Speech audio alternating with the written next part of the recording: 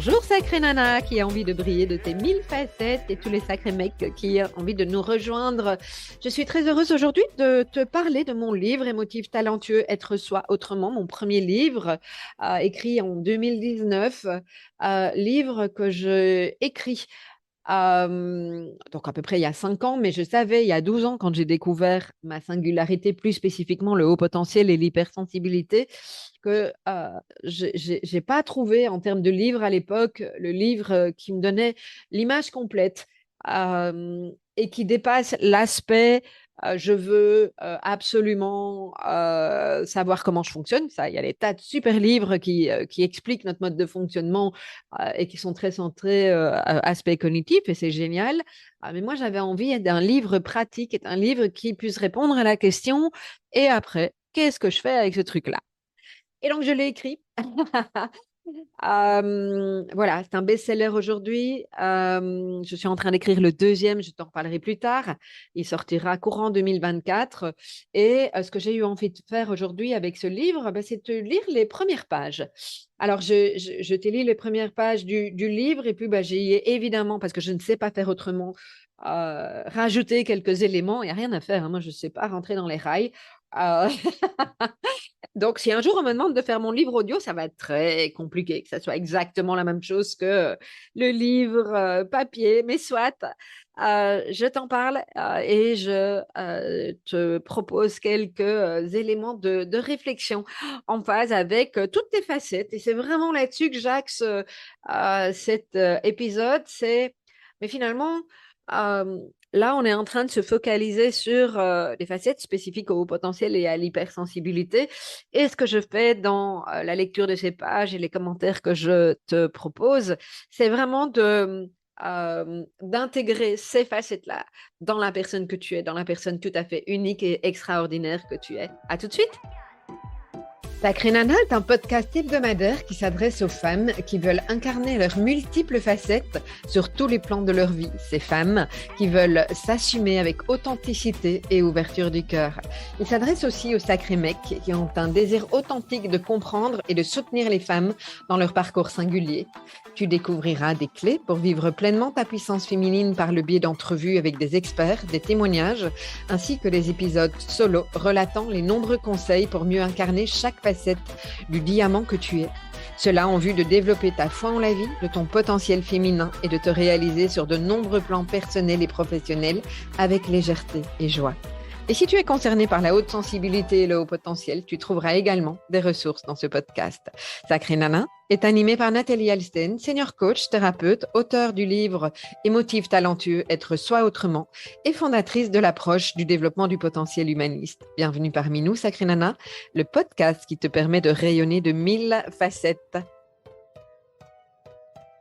Trop émotive, trop sensible, trop impliquée, trop concernée, tu réfléchis trop. J'ai entendu ces messages des centaines de fois au point de me dire que j'étais effectivement de trop, que je prenais trop de place et qu'il fallait que je me fasse discrète, qu'on ne me voit pas trop. Et j'ai fait ce que beaucoup de personnes font. Je suis rentrée dans le moule en espérant faire bien comme il faut et me sentir enfin légitime. Mais à quel prix? Je me suis oubliée petit à petit jusqu'à m'éteindre à petit feu avec des sursauts passagers. Certes, vu de l'extérieur, tout fonctionnait bien, mais j'étais déconnectée de mon essence. J'ai longtemps confondu mes compétences et mes talents, sans avoir conscience de mon potentiel. J'avais beau y mettre de l'énergie, j'avais continuellement l'impression d'être une extraterrestre, en me demandant parfois si je n'étais pas un peu folle, et si j'aurais un jour ma place sur cette planète que je regardais parfois avec appréhension. Depuis toujours, je me sens différente. Je me suis longtemps demandé ce qui clochait chez moi. J'ai essayé de trouver les bons codes pour être bien comme il faut, parce qu'il a fallu des années pour que j'ose m'exprimer mais en la pleine singularité sans avoir peur d'être jugée, sans avoir peur d'être considérée comme celle qui était bizarre. Toute petite, j'étais déjà une éponge. Je ressentais tout et je cherchais à être rassurée. J'ai attendu cette validation de mon mode de fonctionnement et en vain. Je ne sais pas jusqu'où tout cela a été conscient, mais j'ai toujours eu ce sentiment de flou, tu sais, un peu comme un objectif d'une caméra qui cherche sans cesse à obtenir une image nette pour appuyer sur le déclencheur. Et quand je voyais enfin l'explication, zoom sur une autre image, et c'est comme s'il fallait tout recommencer. Je me suis alors adaptée au monde qui m'entourait parce que forcément, dans mon esprit, cela devait être la bonne façon de trouver sa place pour être pleinement appréciée. Jusqu'à ce que je découvre que mon mode de fonctionnement atypique portait un, voire plusieurs noms. Hypersensibilité, HP, HPI, haut potentiel intellectuel, douan, surdon, zèbre, surréfficient mental et bien d'autres termes dans lesquels je me suis partiellement ou pas reconnue, mais en tout cas qui ont fait écho. Et peu importe, parce que je suis toujours Nathalie. Rien n'a changé et en même temps tout a changé. Je suis toujours moi et pourtant tout a changé, comme je le disais juste avant, dès le moment où j'ai intégré et ensuite apprivoisé cette nouvelle grille de lecture. Parce qu'il s'agit de bien comprendre comment nous fonctionnons et non pas de nous positionner avec des étiquettes. Ce n'est pas le but de mon propos. Alors, si tu écoutes ce que je suis en train de partager, et si tu as déjà lu ou si tu souhaites acquérir mon livre Émotif, talentueux, être soi autrement, il est probable que mes propos fassent écho en ce qui se joue chez toi pour le moment. Et j'ai envie de mettre le focus sur un mot, un simple mot, trop. C'est un simple mot. C'est 4 lettres, mais c'est 4 lettres qui changent tout. Et si j'enlève et que je reprends à ce que j'ai lu juste au début de cet épisode de podcast, et ça donne émotive, sensible, impliquée, concernée, tu réfléchis. Et quand on dit les choses comme ça change radicalement le propos. Et surtout, en tout cas, dans ma façon de voir les choses, il s'en dégage un aspect constructif. Je ne sais pas ce que tu en penses, mais c'est souvent ce qu'on m'a reflété. Et en fait, j'enlève juste un seul petit mot, trop. Un mot de 4 lettres. Et en enlevant ce mot de 4 lettres, le regard change radicalement et positivement. Alors, le jour où j'ai pris conscience de mon mode de fonctionnement et que j'ai pris conscience qu'il était différent de la plupart des gens, mais surtout euh, que ça m'avait euh, connecté avant tout à ma vulnérabilité et que cette vulnérabilité et ceux qui m'y avaient connecté étaient à la fois une vulnérabilité, mais aussi ma plus grande force. Eh bien, le jour où j'ai conscientisé ça, tout a changé, fondamentalement. Ma singularité, ma manière d'être inscrite dans mon ADN, il m'a fallu des années pour comprendre, l'accepter et ensuite l'intégrer comme un vrai cadeau. Et c'est encore le cas aujourd'hui. Ça fait 12 ans que j'ai découvert que j'étais concernée par le haut potentiel, euh, que j'ai mis des mots sur ce que c'était vraiment que l'hypersensibilité. Et aujourd'hui, 12 ans plus tard, je me rends compte et je confirme à travers différents échanges avec des professionnels et des collègues qu'il est fort probable que je sois concernée également par certains troubles 10, par le TDAH, donc le trouble du déficit de l'attention et de l'hyperactivité. Alors, c'est assez amusant parce qu'il y a des tas de personnes qui me disent, quoi, toi, tu ne savais pas que tu étais hyperactive, tu étais tout le temps en action. Oui, mais moi, je ne l'ai jamais vu comme un trouble. Pour ça que je n'avais pas associé ça à un trouble du déficit de l'attention et de l'hyperactivité. Euh, et je me rends compte aussi que j'ai des traits autistiques très marqués. Et aujourd'hui, je n'ai pas besoin d'aller beaucoup plus loin, c'est juste besoin d'apprendre à me comprendre et de m'accueillir et de me choisir dans qui je suis pleinement. Et mon travail, c'est ça. Aussi bien par rapport à toutes ces singularités, mais d'autres formes de singularité, à d'autres manières de fonctionner, d'autres manières d'être au monde, comme par exemple mon côté sorcière que j'aime bien ressortir pour l'instant, comme par exemple le fait que le toucher est très important pour moi. Dans ma manière de réfléchir, j'aime bien, il y a une facette de moi qui adore les aspects scientifiques et puis il y a l'autre qui aime bien aussi tout ce qui est paranormal. Et il y en a des tas d'autres dont je pourrais te parler. Et toutes ces facettes, elles incarnent la sacrée nana que je suis. Et donc, c'est ça que j'ai envie de te partager. Alors, il y a une partie de ce que je te dis maintenant que tu ne vas pas trouver dans mon livre, mais qui est important pour moi de te refléter. C'est inutile de se battre contre soi. C'est pas ça notre but sur Terre. C'est épuisant. Ah, c'est tellement plus simple quand on apprend à écouter. Alors, ce qui n'est pas simple, c'est qu'on n'a pas forcément appris, évidemment. Ah, mais au contraire, s'ouvrir à soi, c'est juste magique. Alors, dans mon livre, mon premier livre, parce que tu sais peut-être que je suis en train d'écrire le deuxième, qui paraîtra en 2024, je ne sais pas quand, parce que ça me demande vraiment d'aller puiser au fond de moi.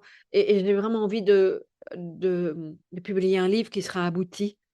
Donc voilà, ça prendra le temps que ça prend. J'ai appris, c'est une de mes facettes qui apprend aussi aujourd'hui à même accueillir, même si ça ne va pas aussi vite que je le voudrais. Mais dans mon premier livre, Émotif talentueux, Être soi autrement, je t'invite à redécouvrir qui tu es. En tout cas, à travers le prisme du haut potentiel, de l'hypersensibilité, du multipotentiel, je t'invite à accueillir ta singularité et surtout à asseoir ta place dans le monde. Et j'aime bien dire, il y a une phrase que j'ai souvent dite et que je reprends régulièrement qui dit que comprendre n'est pas guérir, mais c'est une partie du chemin. Et donc, comprendre le leurre, ça serait de se dire que ça résout tout. Et c'est une partie importante parce que comprendre, c'est la première étape de mon, euh, de l'approche du développement du potentiel humaniste, donc du modèle que, d'ailleurs, qui sera l'objet du deuxième livre. Et la première graine, c'est la graine de connaissance. Et la graine de connaissance au niveau pas encore mature, hein, dormant, comme j'appelle ça, c'est celle qui consiste à trouver des points de repère, à mettre des mots, à comprendre intellectuellement. Après, ton étape prochaine, ça va être de dire, OK, qu'est-ce que je prends là-dedans? Qu'est-ce qui me correspond vraiment? Ou en tout cas, qu'est-ce que je suis capable ou prêt à accueillir aujourd'hui? Et comment je m'approprie ça? Et comment j'intègre cet aspect-là des choses pour aller au plus profond de moi, dans ma graine de connaissances matures, dans mon intériorité? Et te dire aussi que c'est pas parce qu'on te présente, par exemple, au niveau du haut potentiel, toute une série d'éléments, toute une série de caractéristiques, de manières de fonctionner, de comportement, que tu es obligé de valider tout ça. Parce que oui, peut-être, et très certainement, tu es concerné par une des singularités dont je parle, mais tu n'es pas concerné par toutes les caractéristiques de cette singularité. Et c'est ça qui est tellement important. Et quand bien même tu serais concerné par toutes ces caractéristiques, tu vas pas être concerné de la même manière. Elles vont pas s'exprimer au monde de la même manière que quelqu'un d'autre qui a exactement les mêmes caractéristiques que toi. Elles vont pas s'exprimer avec la même intensité. Euh, elles vont pas se montrer de la même façon. Tout simplement parce que tu es une personne unique comme chacun d'entre nous. Donc, mon propos et tout le travail aujourd'hui par lequel je passe, c'est ça. C'est vraiment de te permettre de te découvrir dans toutes tes facettes. Et pour l'instant, peut-être que tu mets l'accent spécifiquement sur cette singularité, le haut potentiel, l'hypersensibilité, tout ce qui va avec ou pas, et que plus tard, tu viendras sur autre chose. Moi, je vois que je pars sur autre chose aujourd'hui, et c'est OK, parce que j'ai fait le tour de ce dont j'avais besoin au niveau de cette partie-là, de la singularité, au niveau de ces facettes-là. Elles sont intégrées, ça fait partie de moi. Si je ne travaillais pas euh, en lien avec les émotifs talentueux, hein, parce que tu sais que je travaille, c'est pour ça que mon livre s'appelle Émotifs talentueux, parce que émotif talentueux, ça vient de E.T., le petit extraterrestre qui a le sentiment de décalage euh, et qui n'a pas l'impression qu'il est sur la bonne planète. Et c'est souvent ce que j'entends dans la communauté de personnes avec qui je travaille. Et donc, si aujourd'hui je travaille avec les émotifs talentueux, c'est évidemment parce qu'il y a une histoire derrière ça, parce que je peux témoigner et j'espère inspirer. Et c'est souvent ce qu'on me renvoie et ça me touche énormément. Ça fait partie de ma mission sur Terre.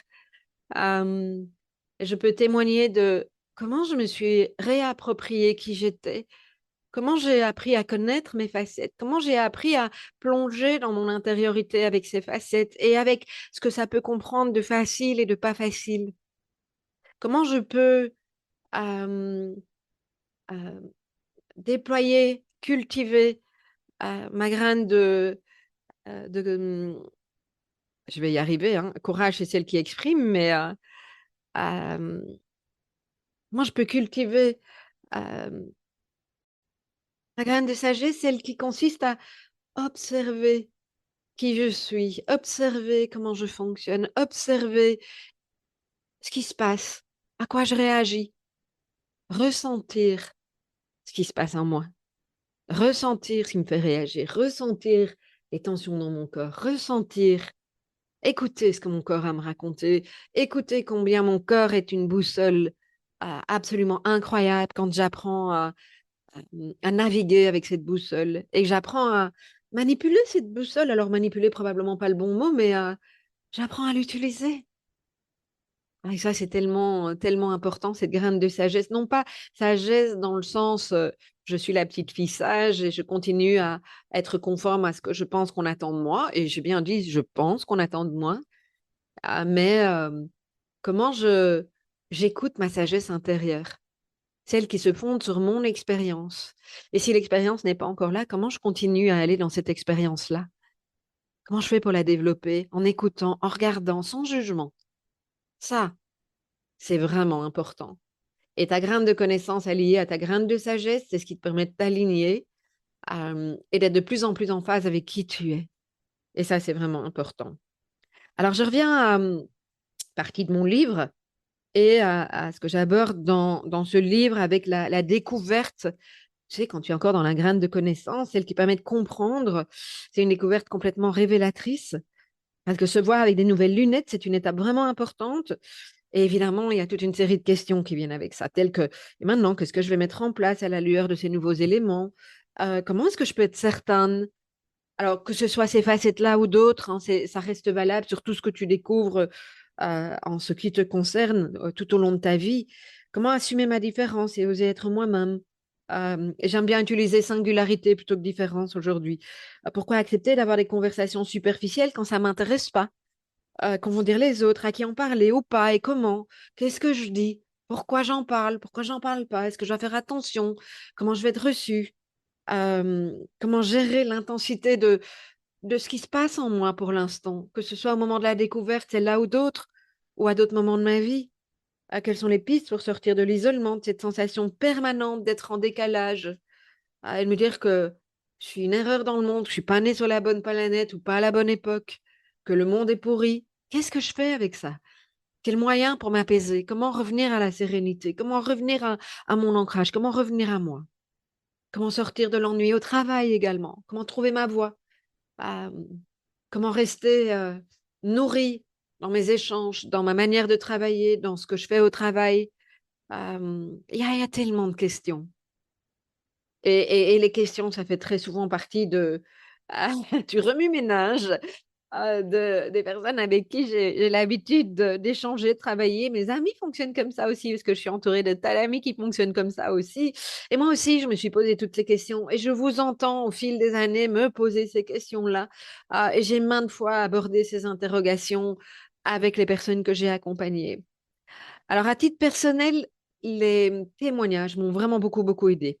Les témoignages authentiques, des personnes qui vraiment pouvaient venir, venaient me partager euh, ce qu'elles vivaient, comment elles avaient transcendé certaines choses, qui me partageaient également leur vulnérabilité, que ce soit des formateurs, des thérapeutes, des personnes qui m'ont inspiré en tant que mentor sur Internet, des gens que je connais peut-être même pas, euh, des auteurs. Et ces personnes-là m'ont permis de me sentir moins seule et comprise. Et donc, moi, j'ai vraiment découvert, grâce à ces personnes-là, qu'il était possible de montrer sa vulnérabilité sans être considérée comme faible. Et j'ai pu me dire que je n'étais pas folle, que d'autres avaient vécu la même chose que moi, des choses que je pensais inavouables, dont j'avais honte même parfois.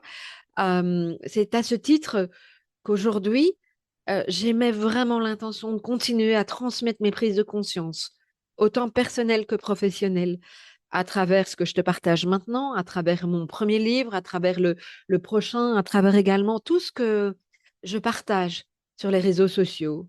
Et parfois, on a l'impression que ça n'a absolument rien à voir avec le haut potentiel. Et c'est, eh ben oui, ça n'a peut-être rien à voir, parce que c'est une facette de moi, mais que je trouve important de montrer dans le quotidien. De quoi sont faites ces facettes, qui je suis en tant qu'être humain. Alors, ça ne veut pas dire que je partage toute ma vie, parce que j'ai une intimité et c'est très important. Et je reviens toujours sur cet aspect-là des choses. Il y a des personnes qui pensent que je raconte absolument toute ma vie. Eh bien, non.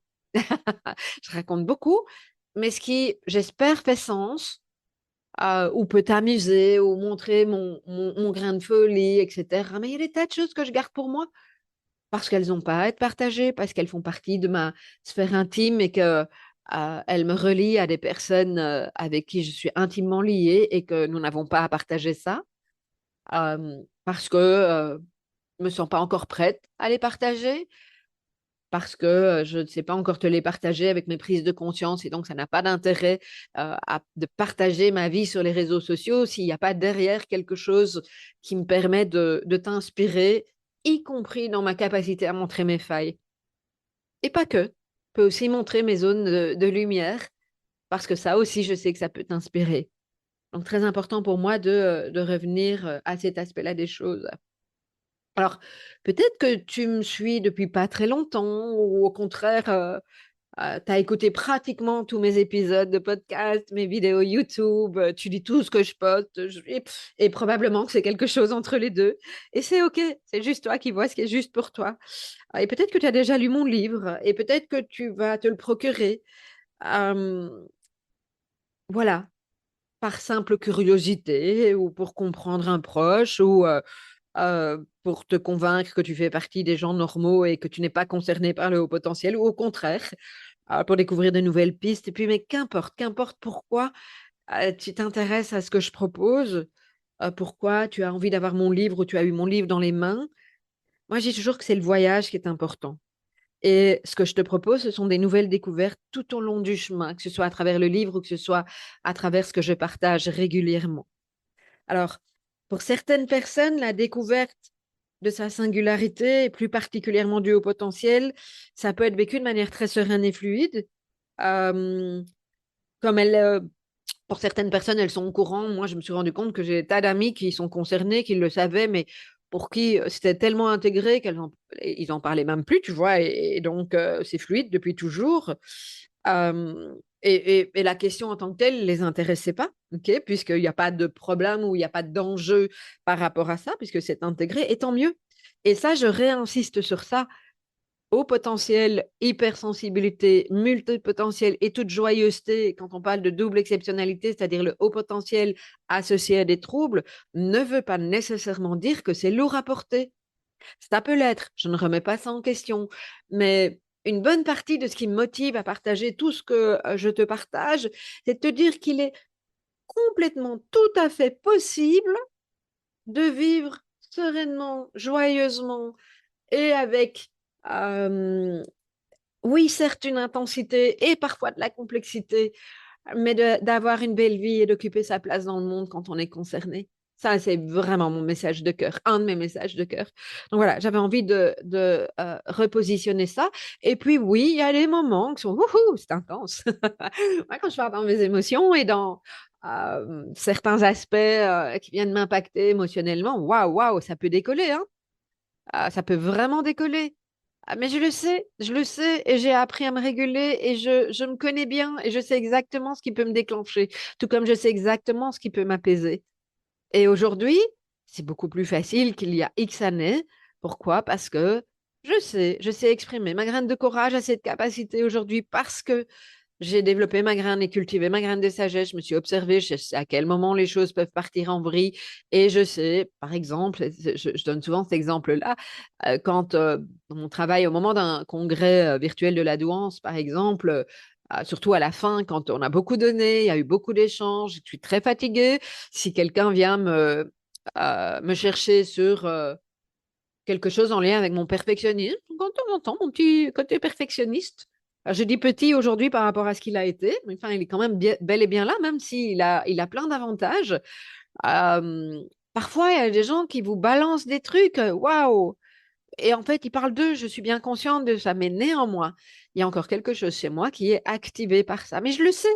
Et donc, par exemple, euh, je vais vraiment éviter, quand je suis dans l'émotion, de répondre tout de suite à quelqu'un, en particulier si c'est un mail qui arrive, etc. Et je m'oblige, alors parfois je ne le fais pas, hein, mais je sais que je vais au casse-gueule. Euh, je m'oblige à euh, écrire un message. Alors, sur un brouillon quelque part où je suis sûre que je ne vais pas appuyer sur le bouton reply si c'est sur un mail, à dormir dessus, à le relire le lendemain et à décider si je l'envoie ou pas et ce que je modifie avant de l'envoyer. Très souvent, je modifie quelque chose. Et une fois sur deux, je ne l'envoie pas parce que ça m'a permis de m'exprimer, de lâcher ma colère et de me dire après, est-ce que j'ai envie de mettre mon énergie là-dedans? Non. Donc, je laisse tomber. Au contraire, oui, parce que c'est une question alors, de principe, je ne sais pas, mais à un moment donné, énergétiquement, j'ai besoin de me positionner, de montrer à l'autre qu'il a été trop loin. Et moi, ma limite a été dépassée. Je n'en attends pas des réponses et je n'ai pas envie d'y mettre plus d'énergie après, mais j'ai néanmoins besoin d'exprimer les choses. Voilà, petit exemple. Euh, voilà, je pense que je pourrais encore dire beaucoup de choses, hein, mais je t'ai lu une partie des premières pages de mon livre et puis j'ai ajouté une petite note spéciale. Je suis juste impossible, c'est impossible pour moi de rentrer dans les rails je m'étais dit au début de cet épisode, bah, je vais lire quelques pages et tout simplement, hein, sans me prendre la tête. Eh ben non, j'ai rajouté, j'ai modifié certaines manières de dire les choses, j'ai rajouté des exemples et puis je suis revenue avec l'énergie du jour. Ça me semble vraiment importante. Mais néanmoins, en substance, ce que tu as entendu fait partie de ce que j'explique dans mon livre, ce que j'écris dans mon livre Émotif talentueux, être soi autrement, livre best-seller qui est paru en 2019. Et j'en profite parce que c'est la première fois que je fais ça.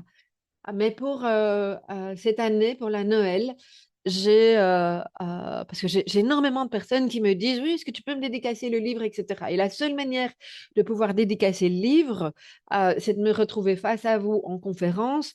Vous m'achetez, alors en conférence ou si je fais une dédicace en librairie, mais comme le livre a 4 ans, je n'en fais plus.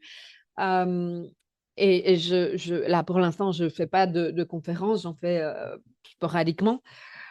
Donc, il y a plein de personnes qui sont super frustrées, qui me disent, oh, mais ça, c'est pas juste, j'aimerais tellement une dédicace, etc. Et donc, en fait, j'ai eu envie de proposer, en cette période de fin d'année, la possibilité d'acquérir je vais appeler ça un coffret cadeau livre. Donc, en fait, c'est mon livre avec une dédicace. Il faudra que tu me dises si tu es intéressé par quelle dédicace et à qui tu la destines. Et j'ai rajouté un tote bag. Je suis extraordinaire. Alors, c'est en lien avec le livre. Un joli tote bag. Très, très sympa. Enfin, en tout cas, moi, je l'aime beaucoup. J'en ai plusieurs que je trimballe à droite, à gauche. Et 6 pins, tu sais, des petits pins sur lesquels il est marqué aussi «Je suis extraordinaire». Alors, «Je suis extraordinaire», c'est «Je suis extraordinaire», donc je sors de l'ordinaire. Ça fait partie d'un des aspects que j'explique dans mon livre. Euh, et en même temps, je suis extra. Et je trouve ça tellement important de pouvoir se le rappeler. Et l'idée du tote bag, c'est ça. Comme l'idée des pins, c'est ça aussi. Il y en a 6 parce que tu peux te les mettre à droite, à gauche pour être bien sûr de te rappeler du message, tout comme tu peux également les distribuer à ton entourage, à tes enfants pour que eux aussi puissent s'en rappeler. Alors, si tu es intéressé, je fais un prix promo pour le package, un prix spécial fête de fin d'année 2023. Le package complet revient à 39 euros plus les frais de port. Si tu es intéressé, ce que je te propose, c'est de faire 3 fois W émotif au pluriel, talentueux au pluriel, .com / livre Noël. Et c'est important de mettre Noël parce que sinon tu vas te retrouver sur la page de mon site et c'est pas ça que tu veux. Tu veux avoir accès à ma proposition. Donc émotif-talentueux.com / livre au singulier Noël et tu tu auras accès à la proposition que je te fais. Alors attention, c'est une proposition qui est valable début décembre. Je fais les envois en une fois. Ça, c'était la seule condition. Il n'y a pas énormément de livres, il y en a 30 qui sont disponibles. Je n'en ai pas plus de dispo. Donc, une fois que les 30 seront bouclés, je les enverrai. Et je les enverrai au plus tard le 9 décembre pour être bien certaine que tu les reçoives encore pour la Noël. Voilà, je te dis à très bientôt, à la semaine prochaine.